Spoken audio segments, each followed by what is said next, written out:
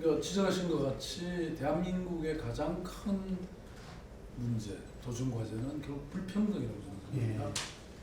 그런데 사실 IMF라고 하는 국난을 우리가 극복한 것은 참 잘했는데 그 과정에서 예컨대 정리해고라든지 이른바 고용의 유연성을 통해서 말하자면 일자리를 잃은 사람들이 다시는 정규직으로 못 돌아갔죠. 지금 비공식적 통계에 따르면 거의 절반의 우리 노동 인력이 비정규직이라고 하는데 그만큼 불안한 상황 속에 놓이게 됐고 사회 안전망으로부터 멀어졌죠. 그래서 미국 다음으로 우리가 세계적으로 가장 불평등한 나라다 이런 얘기를 하고 있습니다. 이게 스티글리츠도 그런 얘기가 있고요. 그다음에 또 많은 저서들이 그런 걸 분석하고 있는데 그래서 우리가 사실은 국민소득 3만 불이나 또는 G20 가입하고 이런 굉장히 어찌 보면 외형적으로 보면 한국 이 사회가 굉장히 발전한 것 같지만 실제는 이른바 헬조선이라고 하는 이런 말이 상징하듯이 그만큼 삶의 질은 굉장히 어려워졌죠. 특히 이런 불평등으로 인해서 저소득 계층이나 또 어떤 노인 자살률, 청년 자살률 이런 게 또 높아지고 그래서 한국 사회가 이렇게 어떤 벼랑에서 떨어진 이런 부분이 있는 것도 사실입니다. 그래서 이번 이런 코로나19도 마찬가지로 이런 재난은 가장 취약계층에 먼저 오고 가장 깊이 온다. 이게 제 주장인데요. 그렇기 때문에 우리가 코로나19에는 메르스나 그 이전에 IMF 위기와 같은 좀 다른 접근 방법을 찾게 된다. 그게 바로 전국민 고용보험제인데 전국민 고용보험제는 약 2,700만 명의 취업 인구, 자영업을 포함해서 인구 중에 약 51%에 해당하는 1,400만 명이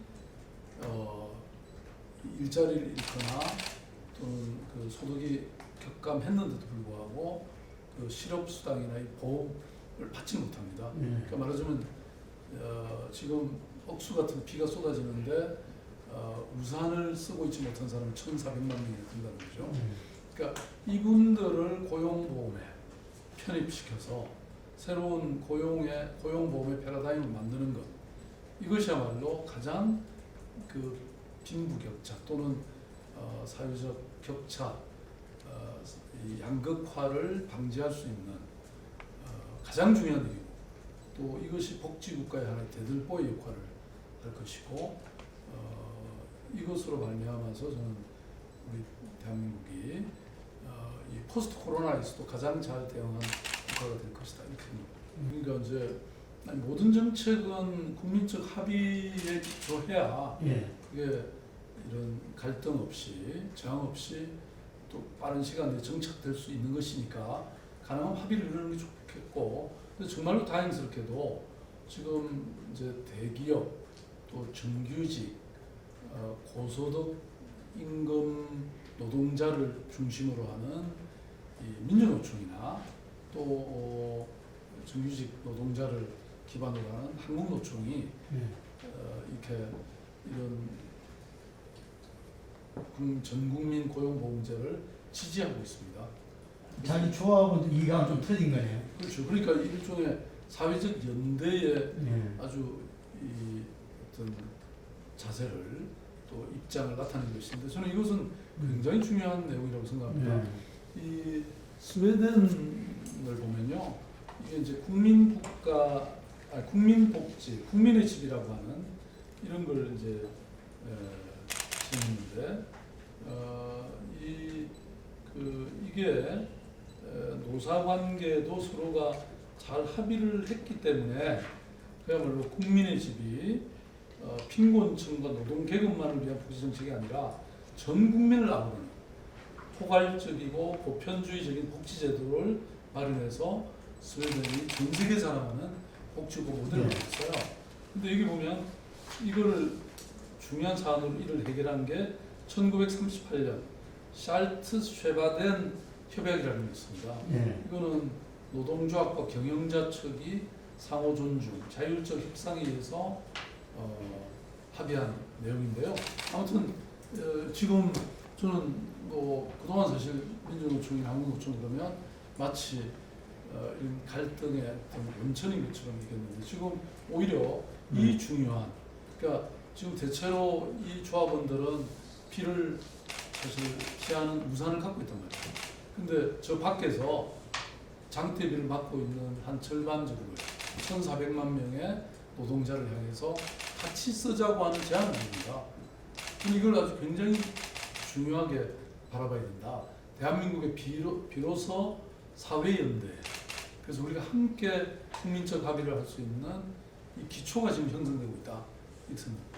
이 고용 부분이 지난해 2조 넘는 적자를 기록했기 때문에 재정적으로 큰 부담이 저는 이게 사실 방금 사회연대라는 표현을 썼는데요. 예. 이거는 기본적으로 국가가 제공하는 게 아닙니다. 사회보험입니다. 그러니까 보험이라는 것은 보험료를 각자가 내는 거죠. 예. 내는데 그동안에 이 고용보험은 한계가 있었어요. 왜냐면 그게 일단 임금을 기준으로 하기 때문에, 근데 임금을 기준으로 한다는 것은 피고용자와 고용주가 따로 있다는 거지 않습니까? 근데 이제 4차 산업혁명의 진전에 따라서 지금 이게 고용과 피고용 관계가 굉장히 불명확해졌습니다. 뭐 예컨대 특수고용 노동자가 그렇죠, 프리랜서가 그렇죠, 그 다음에 플랫폼 노동자가 그렇죠, 자영업은 더욱더 그렇지 않습니까? 자영업은 누구한테 고용되어 있는 건 아니거든요. 어찌 보면 자기 고용이죠. 뭐 이런 새로운 노동 환경이, 노동 구조가 바뀌면서, 그러니까 20세기의 대기업, 정규직, 그 다음에 그걸 기반으로 한 고용 노동이 이제는 4차 산업혁명에서의 비정규직, 서비스업, 또 이런 여성도 이제 많이 고용돼 있는, 참여하고 있는 이런 완전히 다른 구조에 우리가 직면해 있기 때문에 이 고용보험의 틀도 바뀌어야 된다. 그래서 임금 기준이 아니고 수입과 이윤 중심으로 이렇게 바뀌면 모든 게 해결됩니다. 그러면 이제 지금 아까 그 경계 기준에 모호한 그런 것도 수익 중심으로 자기가 그게 월급이 됐든 급여가 됐든 아니면 일반 뭐 수익이 됐든 그걸 기준으로 하게 되니까 누구나 다 참여하게 되는 거죠. 그리고 본래 일반 보험도 사실은 그 보험 가입자가 많아지면 보험료가 낮아져요. 그러니까 1,400만 명이 거의 절반 이상이 지금 이 보험에 들어오면 상대적으로 보험이 낮아지는 거죠. 부담하는 비율이 낮아지는 거죠. 그런 효과가 있고, 그 다음에 뭐 정부 입장에서 보면 이게 안 되면 다 정부 돈으로 이 다른 어떤 복지 서비스를 제공해야 되잖아요.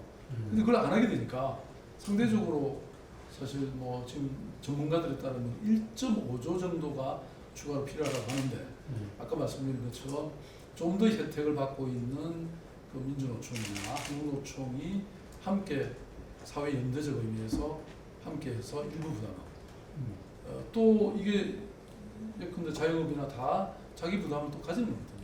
거기다가 정부가 초기에 약간의 부담을 해주면, 또 정부로서는 이미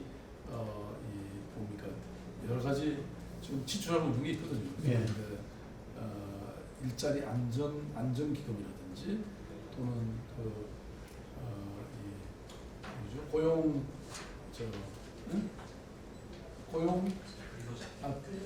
근로장려기금 뭐 이런 게 한 4조 원씩 있고, 그래서 그 중에 일부를 적용한다면 사실 재원은 크게 걱정 안 해도 되는 문제인 것 같습니다.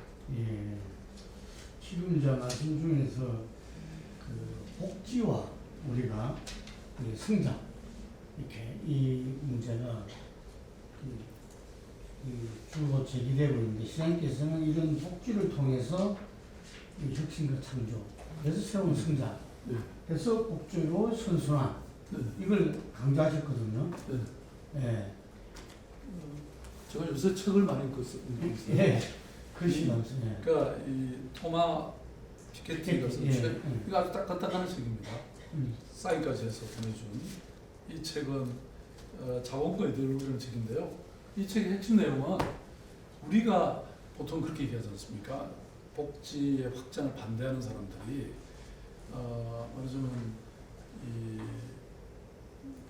말하자면 그게 낭비이고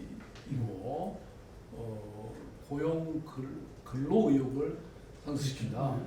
그리고 이렇게 시장에서 배제되거나 취약계층으로 전락한 것은 본인의 잘못이다. 이런 게 하나의 이데올로기로 지금까지 되어왔다는 거죠. 근데 사실은 전혀 그렇지 않다. 어떤 사람이 이렇게 어떤 경쟁에서 밀려나서 이 직장을 잃는다든지 또는 소득을 감퇴당한다든지 이게 본인의 잘못이 아니고 굉장히 사회의 구조적인 문제, 정책의 문제, 또는 과잉 경쟁의 문제, 이런 사회 문제라는 겁니다. 그러니까 국가가 이것은 책임져야 될 이유가 그게 있다는 것이고요. 그게 이 책이 말하는 바고, 우리가 복지에 제대로 투자해서 복지 국가를 이룩하면 그만큼 사회 안전망이 형성되기 때문에 누구나 과감한 도전을 할 수 있다는 거죠. 왜냐하면 도전하다가 실패해도 나락으로 떨어지지 않기 때문에. 그렇게 되면 사람들은 누구나 도전하고 혁신하게 되고, 그리고 그것이 결국은 경제 성장이나 이 성공으로 이어져서 다시 세금을 많이 내게 되고, 그것으로 인해서 다시 복지에 투자할 여력이 생기고, 이런 게 하나의 선순환이 되는 겁니다. 근데 우리는 한 번 이게 낙오되면 영원히 낙오되기 때문에, 어디 아주 심각한 도전에 한 번 실패하면 영원히 실패하는 거기 때문에 도전을 못하는 거죠. 그래서 R&D에 사용을 하는데 이 아주 위험한 이런 것에 도전해야 그 결과가 아주 사회를 획기적으로 바꾸는 결과가 나오는데, 우리는 R&D에 투자하면 거의 대부분 성공합니다. 왜? 별로 어려운 것에 도전 안 하기 때문에. 이게 그래서 우리가 R&D 투자 비용은 우리가 세계 1위입니다. 그런데 실제 그것이 적용돼서 상업화되는 것은, 사업화되는 것은 4%에 불과합니다. 핀란드 같은 데는 40%는 넘습니다. 이게 차이입니다. 그래서 우리는 아직도 무역에서는 우리가 흑자지만 이 R&D나 이 특허나 이 로얄티 이런 부분은 아직도 적자입니다. 한국 사회의 핵심적 과제가 저는 이거라고 생각합니다. 이게 다 복지에 관계돼 있습니다. 그러니까 우리나라가 지금 OECD가 21% 평균 투자하고 있는데 복지에 우리는 11%밖에 안 되거든요. 그러니까 시민들은 아직도 정말 이 사람 투자가 너무나 많은 거죠. 그 핵심 중에 하나가 바로 이 전국민 고용공개.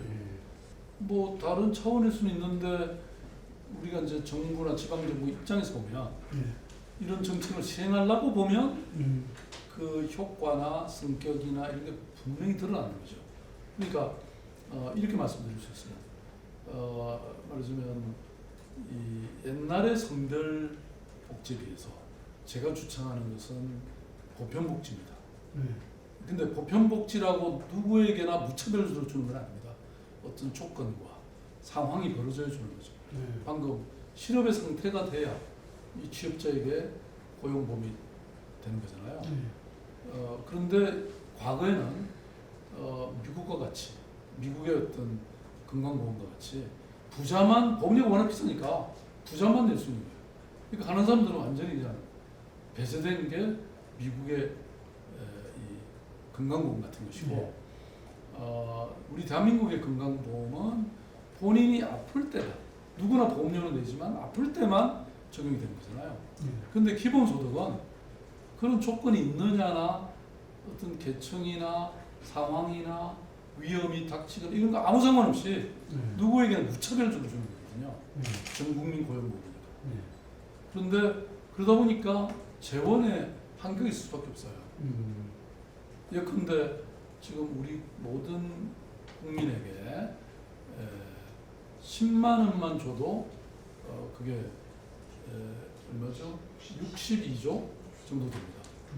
그러면 62조면요. 우리나라 전체 복지와 거의 맞는 거고 국방비가 50조니까 국방비보다 더 많아요. 근데 10만 원 받아가지고 이게 삶이 유지되나요? 용돈 정도 되는 거죠. 예. 어느 걸 선택할 거냐.